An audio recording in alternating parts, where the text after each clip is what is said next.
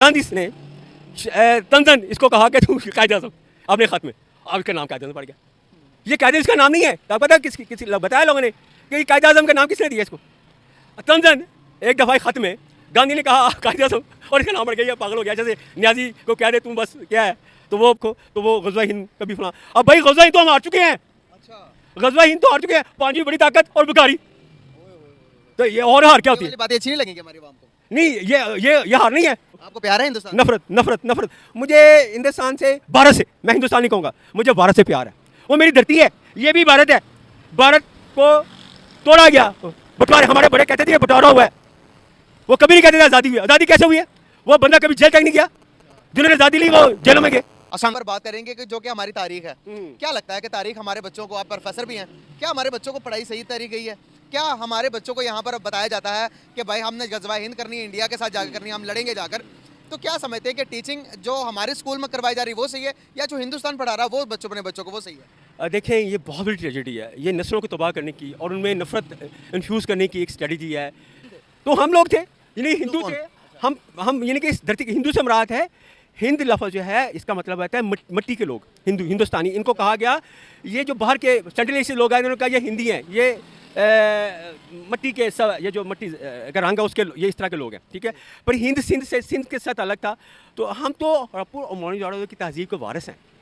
हम जो है यहाँ पे एलियन नहीं हैं, हमारी जड़ें उससे ज़्यादा हैं जितनी हमें बताई जाती है। हमें तो एक सती किस्म की तारीख के मोहम्मद बिन कासिम आया और उसके बाद फतह कर लिया और जनाब इस्लाम आ गया, और हम जो हमारा जो है वो तलक जो है वो अरब से है, और ये ऐसी बात नहीं है। मेरी दादी जो है वो सीखी थी।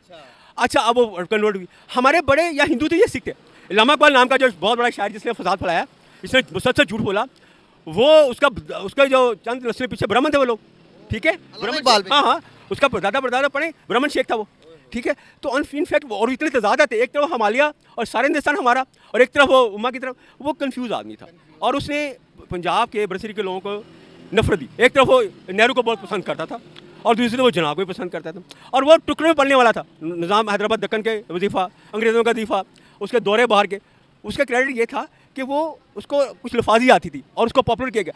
याद रखें कि अंग्रेज़ ने 1830 में जब फैसला किया कि हमने यहाँ रहना है, तो उसने ग्रेट गेम शुरू की, क्योंकि रशिया था वो एक्सपेंड कर रहा था, वो भी एक पावर बनता जा रहा था उस 19वीं सदी की।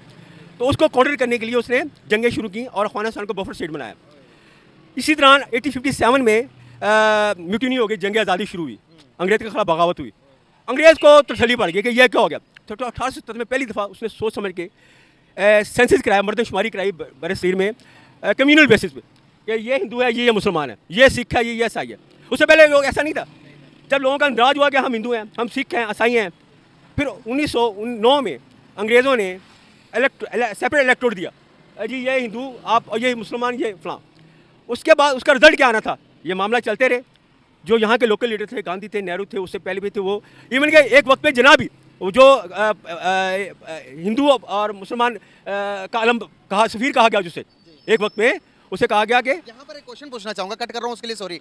अल्लामा इकबाल को यहाँ पर बड़ा माना जाता, अल्लामा इकबाल को यहाँ पर हमने शायर मशरिक़ का खिताब भी दिया, और यहाँ पर लोग पीर बनाकर उनको जिस तरह से उनका पूजा जाता है, यहाँ पर क्या कहना चाहेंगे, इतनी अकीदत उनके लिए कैसे पैदा हुई है? देखिए, मैं वही कहूँगा प्रोपेगेंडा। एक लफ्ज़ जवाब है। देखिए, उससे बड़ा शायर टैगोर था बंगाल का, क्या उसको नोबेल मिला? उसकी शायरी पढ़ी, उसमें मौसीकी है, उसमें फ़लसफ़ा है, इसमें रिदम है, यूनिवर्सलिटी है। तो इकबाल के साथ यह मसला था कि इसकी ये एक इंटेलिजेंट आदमी था, चालाक आदमी था। इसने इंग्लिश पोइट पढ़े, जर्मन फ़िलॉसफी पढ़ी, ठीक है, और इसको ट्रांसलेट करके अपने उर्दू में उसको लेके आ गया और उसमें ठप्पा लगा दिया इस्लाम का। तो इसका मर्द मोमिन कंसेप्ट क्या है, वो नेशे का सुपरमैन है, ठीक है, अगर आप ध्यान से पढ़ें। उससे पहले तो इसका ये कंसेप्ट ही नहीं थे। तो he was a clever man. तो एक वक्त ये था कि इसने आगाज़ जब किया था तो वो कहा था सारे जहाँ से अच्छा हिंदुस्तान हमारा, ठीक है। और नेहरू के बारे में, फिर उसने राम के बारे में कहा कि वो अतार थे, और बड़ी मतलब कि इसका पॉजिटिव था। फिर ये जूँ अंग्रेज़ ने इसको कहा कि भाई अब हमारा मौक़िफ़ ऐसा है तो तुम हमारे सर हो, इसको खिताब दिया गया, ठीक है, कि जनाब सर साहब ये अब आपकी ड्यूटी है। उन्होंने कहा हादम सर आप मुझे दौरे कराएं, मुझे मकान लेके दें, लाहौर में कोठियाँ लेके दें, क्योंकि इसका पेशा तो कोई नहीं था। He was on the stipend था, अंग्रेज़ देता था, कोई निज़ाम हैदराबाद दक्कन देता था, कहाँ से आता था। तो इसने बच्चा अपने इंग्लैंड पढ़ाए। इसके बच्चे ने जो किताब लिखी है जुवेद इकबाल ने, वो पढ़ने वाली है। उसने इसको नंगा करके रख दिया। बिल्कुल नंगा करेगा देश के ख्यालात को कि कितना ये झूठा बंदा है। आप यकीन करें वो किताब पढ़ें रुदादे जवेद, वो एक एक सफ़ा ये बताता है कि वो ये इकबाल नाम का बंदा कितना मुनाफिक आदमी था। अपने बाप के बारे में वो सारी नहीं, बात उसने सच हकीकत बताई। ये जवेद इकबाल की कमाल की है सच्चाई कि उसने सच बोला है और वो इसलिए उसकी इज्जत करनी चाहिए हमें। सर यहाँ पर मैं आपको अभी थोड़ा सा आगे लेके जाना चाहूँगा। हम कायदे आज़म के बारे में बात करेंगे, मोहम्मद अली जिन्ना के बारे में बात करेंगे, लेकिन उससे पहले गांधी के बारे में थोड़ा बताइएगा कि हमारे यहाँ पर गांधी को एज अ विलन पेश किया जाता है। कहा जाता है कि गांधी था जो वो चाहता ही नहीं था कि पाकिस्तान बने, या इस तरह की कोई फलसफा बताया जाता था कि वो दुश्मन था, वो हम साजिश की थी। हम जो है हमने झूठ इतना फैला लिया है। देखिए जो पाकिस्तान के जो सब अवलीन जो पाकिस्तान तो बाद में नाम दिया ना उन्होंने, ये नाम तो पाकिस्तान रहमत अली के नाम कहा जाता है और कभी उसमें कभी मिला लेते हैं, अफगानिस्तान भी मिला लेते हैं, ठीक है, और कभी क्या मिला लेते हैं वो। देखिए जो मूवमेंट है सेपरेट कंट्री की, ये ना पंजाब ने शुरू की, हाँ बंगाल किस तरह शामिल था, ना ये बलूचिस्तान ने, ना सिंधियों ने, ना KPK वालों ने या सरहद वालों ने। ये UP-CP के उर्दू स्पीकिंग लोग थे, नवाब थे। और आप मुस्लिम लीग का पहले जितने टेन्योर पढ़ लें वो सारे नवाब सलीमुल्लाह, नवाब वकारुल्लाह, नवाब फलाहुल्लाह, आगा खां, ठीक है, ये लोग थे। या फिर वो कादियानी मिर्ज़ा ग़ुलाम अहमद, वो भी इसमें शामिल था, खबीस। तो ये लोग थे जिन्होंने जो अंग्रेज़ के तैयार करते थे, तो उन्होंने इनको लीडरशिप दी, मुस्लिम लीग बना के दी।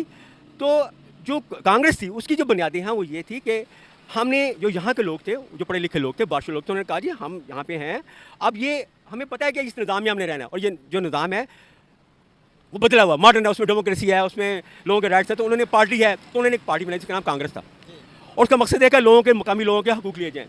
तो गांधी साहब बाद में आए, तो ज़ाहिर है ये कांग्रेस में नेहरू भी बाद में आए, अबुल कलाम आज़ाद बाद में आए। तो बड़े मुस्लिम लीडर जो हैं, हुसैन उल मदनी हैं, अबुल कलाम आज़ाद है, और बड़े लीडर जो हैं वो इसमें कांग्रेस में थे। आपको एक बड़ी इंटरेस्टिंग बात बताऊँ कि रईस लाहौर मियाँ इफ्तिखार जो लाहौर के रईस लाते थे, वो भी कांग्रेस के लाहौर के सदर थे रहे, और पंजाब के। और जो अहले हदीस वाबी जो ये क्या नाम उसका, गज़नवी, दौलत गज़नवी, जो लाहौर का सदर था कांग्रेस का, जिसकी दातरबार के सामने मस्जिद है, ये लाहौर का सदर था कांग्रेस का। तो ये वो मुसलमान थे वो लोग जो यहाँ कांग्रेस में बैठे हुए थे, ये लोगों को बताते नहीं हैं। और कायदे आज़म का यहाँ से इन इलाकों से तुल्लक ही नहीं था। वजह थी कि ना उसको तो इसको थोड़ी बहुत या तो अपनी मेमनी ज़बान आती थी, वो जो था वो उसका था वहाँ का पुंजा था, वो पुंजा जना वो कौम है, वो जो कौम है वो जहाँ से रिलेटेड नहीं है, और वो पारसी से उनका तल्लक था, शाम से उसका कोई खास एक शिया का एक खास मकसद आगा खानी है ना, इस तरह और बोहरा हैं, इस तरह का कोई मसला शिया का एक किस्म, तो वो उसमें वैरायटी आई थी, वो उसकी आउटपुट थी जो मिक्स है, ना क्लियर है इस्लाम है, ना हिंदू है, ना वो जो है बताया गया वो गलत है। वो सारा कहानी है फिक्टिशियस, स्टोरी वाज डेवलप्ड। देखिए स्टोरी तो हिंदुस्तान को क्यों अलग कर रहा है? कायदा किसने दिया? जिना लियाकत अली नेहरू गांधी ने तंजन इसको कहा कि तू कायदे आज़म अपने खत में, अब इसका नाम कायदे आज़म पड़ गया। ये कायदे इसका नाम नहीं है, तो पता किस बताया लोगों ने कि कायदे आज़म का नाम किसने दिया इसको? तंजन एक दफ़ा खत में गांधी ने कहा कायदे आज़म, और इसका नाम पड़ गया, ये पागल हो गया। जैसे न्याजी को कह दे तुम बस क्या है, तो वो पागल हो गया हुआ, तो ये फिर कायदे आज़म बन गया। और न्याजी को मुर्शद कहा ना। हाँ अच्छा, एक और बात देखिए, ये झूठ कितना है। पंजाब में there was single man, there was not single person जो लीडर है। सर सिकंदर थे, सर फजल हुसैन थे, यहाँ पे जो मकामी जो थे खिदर याद थे, ये सारे पंजाबी लीडर थे, और ये पढ़े लिखे बादशाह लोग थे, इसमें हिंदू भी थे। उनके बड़े नाम ज़हन में माफ़ी चाहता हूँ आ रहे हैं, गंगाराम। तो अब मैं कहता हूँ लाहौर का सबसे बड़ा मौसम कौन है? गंगाराम है। और ये किन का शहर था? ये 75% हिंदुओं का शहर था। लाहौर 75%, मैं 70 नहीं कह रहा, मैं 90% नहीं कह रहा। लाहौर वाज 75%। आप इधर से चल जाएँ कृष्ण नगर, मार्टन, ग्वालमंडी, निस्वर रोड, अंदरूनी शहर, आपको हवेलियाँ उनकी नजर आएंगी, उनके घर हैं, उनके कारोबार हैं। वो छोड़ के चले गए यहाँ से। उनको छुड़ाया गया, उनको कहा गया मार देंगे, वो रोए तड़पे, अभी उनकी नस्लें याद कर रही हैं। और हमें भी पंजाबियों के साथ ये जुल्म हुआ कि इनको ये UPC के भैयों ने, हराम खोरों ने, मैं लफ्ज़ से बड़े ध्यान से बोल रहा हूँ, इन्होंने पंजाबियों को भी और बंगालियों को भी और कश्मीरियों को भी 3 जगहों पे फसाद डाला, 3 जगहों पे लोगों को डिवाइड किया, और 3 जगहों पे बेबसी है। एक बंगाली है जिन्होंने आज़ादी हासिल करके एक थोड़ा सा बेहतरी कर ली है, लेकिन वो भी अभी अच्छे हालत में नहीं है। देखें बात ये है कि जब आप नफ़रत की बुनियाद पर कुछ चीज़ बनाते हैं, फसाद कराते हैं, तो फिर नफ़रत से